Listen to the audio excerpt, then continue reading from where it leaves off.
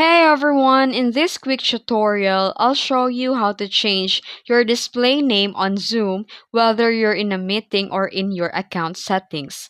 Let's get started. The method one is open your Zoom app and then create a meeting. Then here tap participants at the bottom and find your name in the list, then tap it. And here select rename and type your new name and hit OK. And here is the method 2. You can go again to your Zoom app and log in and then tap the profile icon at the top right corner and select My Profile. And it will open the Zoom in your browser.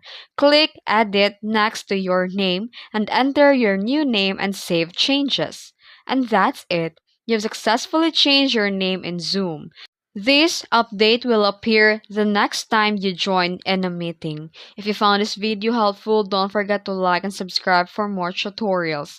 Thanks for watching.